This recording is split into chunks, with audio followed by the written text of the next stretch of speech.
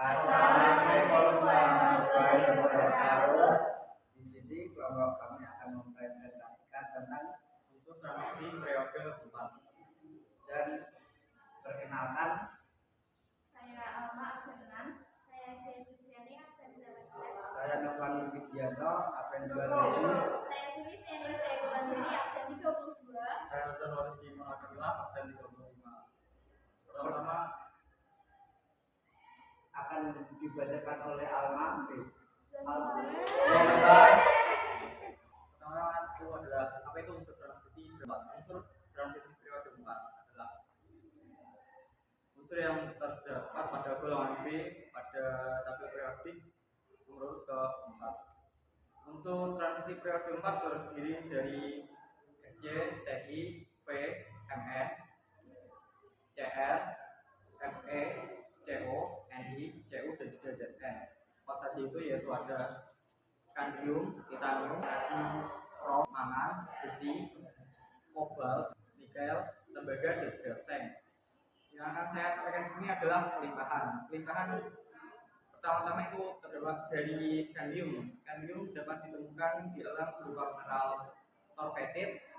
Yang selanjutnya itu ada titanium, di alam dapat ditemukan dalam mineral ilmenit dan juga biji besi ferrotitanate. Dengan dapat ditemukan di alam jumlah 0,6% massa kerak bumi. Selanjutnya itu ada vanadium.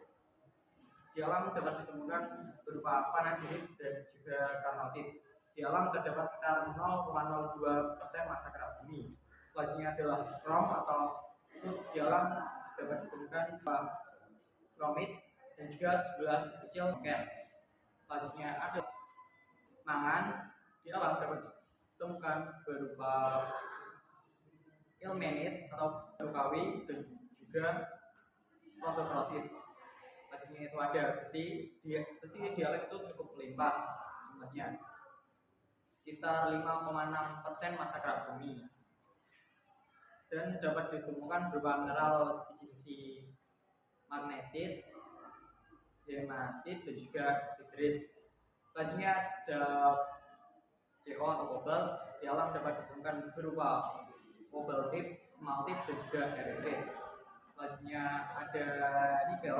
Di alam dapat ditemukan berupa garnierit, penadit, dan juga minerit. Lalu ada unsur 9 itu CO atau tembaga. Di alam dapat ditemukan berupa bonit, asid, melakonit, dan juga kuprit. Dan yang terakhir itu terdapat seng, dapat ditemukan di alam berupa seng DD dan juga hemimorfit. Selanjutnya adalah sifat fisika yang akan dijelaskan oleh Alma. Berikut adalah sifat fisika dari unsur transisi periode 4. Yang pertama, semua unsur logam merupakan unsur transisi yang bersifat konduktor dan berunsur padat pada suhu kamar sehingga menghasilkan penghantar listrik dan panas yang baik. Yang kedua, unsur logam skandium, titanium, vanadium, krom, dan mangan bersifat paramagnetik, yaitu benda yang dapat ditarik oleh magnet tetapi tarikannya tersebut lemah. Sedangkan pada tembaga dan seng bersifat diamagnetik, yaitu benda yang tidak dapat ditarik oleh magnet. Sedangkan pula pada besi, kobalt, dan nikel bersifat ferromagnetik, yaitu benda yang dapat ditarik dengan kuat oleh magnet. Yang ketiga yaitu unsur-unsur logam transisi mempunyai beberapa bilos. Contohnya jika di skandium dan seng bilosnya hanya satu, di unsur lainnya mempunyai beberapa bilos. Contohnya skandium bilosnya 3, titanium bilosnya 4 dan 3, vanadium bilosnya 5, 4, 3 dan 2, krom bilosnya 6, 3 dan 5, bilosnya 6, 4, 2 dan 3, besi, kobalt, dan nikel bilosnya sama, yaitu 2 dan 3, tembaga bilosnya 2 dan 1, dan yang terakhir seng yang mempunyai bilos hanya 2. Selanjutnya sifat yang keempat yaitu pada umumnya semuanya berwarna. Hal ini dikarenakan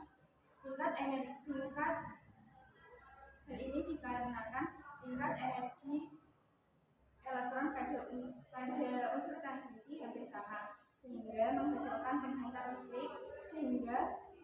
menyebabkan elektron-elektron bergerak ke tingkat yang lebih tinggi dengan mengabsorpsi sinar lama atau sinar yang dapat dilihat oleh mata.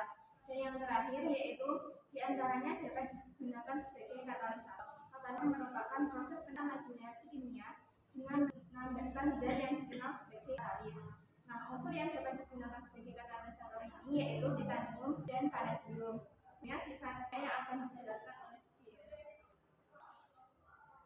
Nah, selanjutnya adalah kimia. Sifat kimia yang pertama yaitu unsur transisi periode 4 larut dalam asam tembaga. Yang kedua yaitu kebanyakan reaksi dapat bereaksi dengan unsur-unsur non-logam misalnya seperti oksigen dan halogen.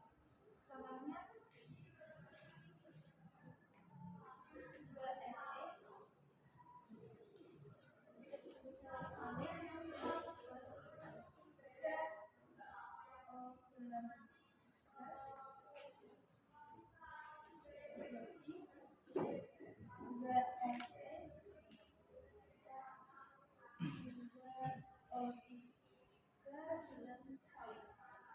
yang ketiga ada scandium dapat bereaksi dengan air yang menghasilkan hidrogen.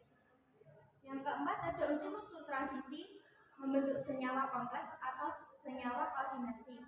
Contohnya ada yang pertama menghasilkan besi klorida dan gas hidrogen. Fe untuk dalam solid, Cl dalam aqua, jadi FeCl2 aqua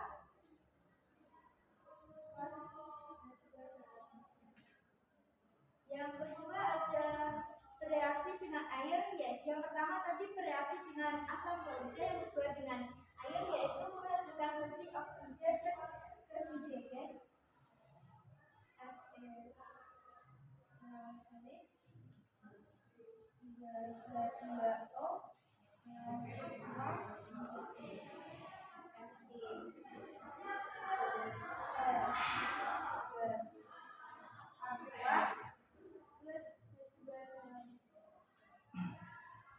Nah, cukup dari sifat kimia. Selanjutnya akan dilanjutkan dalam pembuatan dibacakan oleh Nova. Dijelaskan oleh Nova. Di sini saya akan menjelaskan pembuatan itu ada 4 tahap dengan bentuk oksida, yang kedua dengan bentuk sulfida, yang ketiga dengan karbonat, yang keempat khususnya untuk pembuatan logam biji tembaga. Yang ke-1 dengan bentuk oksida dilakukan dengan reduksi, yang kedua dengan bentuk sulfida bisa dilakukan dengan diikuti oksidasi, reduksi dengan reduksi karbon. Yang ketiga bentuk karbonat bisa dilakukan dengan pemanasan diikuti dengan reduksi reduktor karbon. Yang keempat khususnya untuk pembuatan biji tembaga bisa dilakukan dengan proses pengampungan atau flotasi diikuti oksidasi kemudian reduksi. Pembuatannya logam tembaga bisa dilakukan dengan cara elektrolisis, kemudian tahap penggunaan dilakukan dijelaskan oleh Yang terakhir ada kegunaan. Yang pertama ada scandium digunakan untuk lampu intensitas yang tinggi. Yang kedua ada titanium digunakan pada industri pesawat terbang. Yang ketiga ada vanadium digunakan pada katalis pembuatan asam sulfat. Yang keempat ada krom digunakan pada sebagai planing logam-logam. Yang kelima ada mangan digunakan pada industri besi. Yang keenam ada besi digunakan pada perangkat elektronik. Yang ketujuh ada kobalt digunakan sebagai